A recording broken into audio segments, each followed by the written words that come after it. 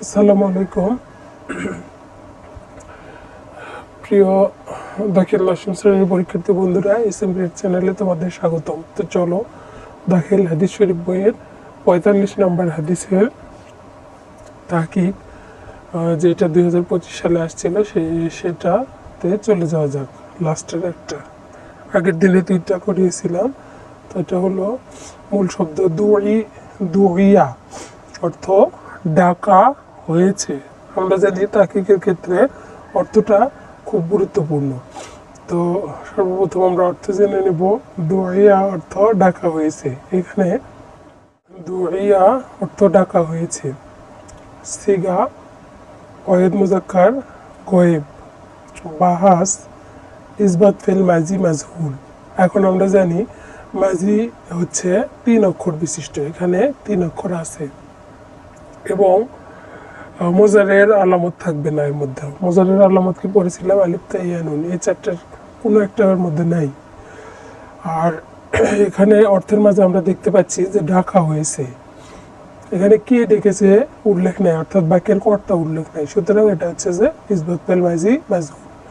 যদি কর্তা উল্লেখ থাকতো তাহলে বুঝতাম যে ইসবাত ফেল মাজি মারুফ। যেহেতু নাই, সেই অনুযায়ী আমরা বুঝতেছি যে ইসবাত ফেল মাজি মাজহুল। বাবে নাসারা, কেমন করে? মূল শব্দ হচ্ছে দাওয়া ইয়াদউ, নাসারা ইয়ানসুরু। মাজদার কি করতে হয়? মূল শব্দ বের করে তার ওয়াহিদের সাথে মূল শব্দের ওয়াহিদ, এখানে দুইয়া এর মূল শব্দের ওয়াহিদ অর্থাৎ এক বচন হচ্ছে দাওয়াতুন, এবং এর আগে আলিফ লাম যোগ করে মাজদার নির্ণয় করতে হয়। তাহলে মাজদার হচ্ছে আদ-দাওয়াতু। মাদ্দা হচ্ছে মূল অক্ষর। মূল অক্ষর কি দাল, আইন, ওয়াও। এখানে আমরা তারপর কি বের করব?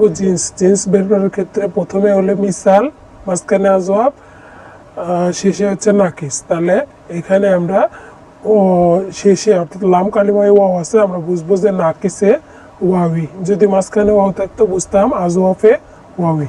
তো এটা যেহেতু শেষে ওয়াও আছে, সুতরাং এটা হচ্ছে নাকিসে ওয়াবি, জিন্স। এবার চলো আমরা হাদিস নাম্বার 81 ও 90 থেকে কিছু হাদিস বিশ্লেষণ করি। প্রথমটা আছে আতাশা। আতাশা অর্থ হলো সে হাসি দিল। সে তাহারা থাকলে সিগা আমরা কিভাবে নির্ণয় করব? সে হচ্ছে একজন, আর সে তাহারা থাকলে বুঝে নেব যে গয়েবের সিগা। তাহলে একজন মানে কি? একজন মানে ওয়াহিদ। সে হাসি দিল, এর সিগা হচ্ছে ওয়াহিদ মুজাক্কার গয়েব। বাহাস ইসবাত ফেল মাজি মারুফ, এটাতে মুজারের কোনো চিহ্ন নাই এবং 3 অক্ষর বিশিষ্ট। সুতরাং এটা হলো ইসবাত ফেল মাজি মারুফ। এবং কর্তা অর্থাৎ যে শব্দটা উল্লেখ আছে সেই দৃষ্টিকোণ থেকে মারুফ। বাবে জরাবা, কেমন করে? মূল শব্দ হলো আতাশা ইয়াত ইসু, জরাবা ইয়াজরিবু। মাজদার কিভাবে নির্ণয় করব? যে মূল শব্দের ওয়াহিদ, মূল শব্দ বের করে তার মাঝি মুজারে করব, করে তার প্রথমে আলিফ লাম দেব। তাহলে মূল শব্দ হচ্ছে আতাশা, এর প্রথমে আলিফ লাম যদি দেওয়া হয় তাহলে আল আতাশু। মাজদার আল আতাশু, মাদ্দা হলো আইন ত সিন, জিনসে সহি, অর্থাৎ এর মধ্যে কোনো হরফ ইল্লাতের হরফ নেই। সুতরাং এটা হলো জিনসে সহি। এবার চলে যাওয়া যাক পরেরটাই, ইয়ার হামু। আমরা যদি শব্দের দিকে তাকাই তাহলে দেখতে পাবো প্রথমে ইয়া আছে। আমরা জানি মোজারের চিহ্ন হলো 4টা, আলিফ তা ইয়া নুন। এইগুলো যদি শব্দের প্রথমে আসে তাহলে আমরা বাহাসের ক্ষেত্রে বুঝবো যে এটা মোজারে। আর যদি শব্দের প্রথমে ইয়া আসে, আমরা এর আগে আলোচনায় বলেছিলাম, যদি ইয়া আসে তাহলে গয়েবের সিগা। তা আসলে শব্দের প্রথমে তা আসলে হাজিরের সিগা। আলিফ আসলে ওয়াহিদ মুতাকাল্লিম, নুন আসলে জামা মুতাকাল্লিম। এখানে যেহেতু ইয়া আছে, 2টি ক্ষেত্র ব্যতীত 4টি ক্ষেত্রে ইয়া থাকলে কি হয়? গয়েবের সিগা হয়। তাহলে আমরা ইয়ার হামু অর্থ হলো সে অনুগ্রহ করবে। এখানে আমরা সে বা তাহারা এগুলো যদি থাকে তাহলেও গয়েব নির্ণয় ধরে নিতে পারি, আবার সামনে ইয়া আছে, ইয়া থাকলে গয়েব হয়, এটাও ধরে নিতে পারি। তো সিগা হলো ওয়াহিদ মুজাক্কার গয়েব।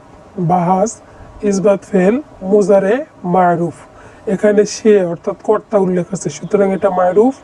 আর শব্দের প্রথমে ইয়া আছে এবং 4 অক্ষর বিশিষ্ট, সেই দৃষ্টিকোণ থেকে এটা হলো মুজারে। ইসবাত ফেল মুজারে মারুফ। বাবে সামিয়া, কেমন করে মূল শব্দ এটার হচ্ছে রহিমা, রহিমা ইয়ারহিমু, রহিমা রহিমা ইয়ারহামু, সামিয়া ইয়াসমাউ। মাজদার হচ্ছে আর রেহমু, আর রহমু, মাদ্দা র হা মিম, এটা হরফে ইল্লাতের কোনো অক্ষর নেই, সুতরাং এটা হরফে ইল্লাত মুক্ত। বা আলিফ ওয়াও ইয়া মুক্ত, সুতরাং এর জিন্স হলো জিন্সে সহি। তো বন্ধুরা, আজকে পর্যন্তই। তোমরা আমাদের ইউটিউব চ্যানেল এস এম ক্রিয়েটে যাও, সম্পূর্ণ ভিডিওটি দেখে আসতে পারো। সবাইকে ধন্যবাদ। আসসালামু আলাইকুম।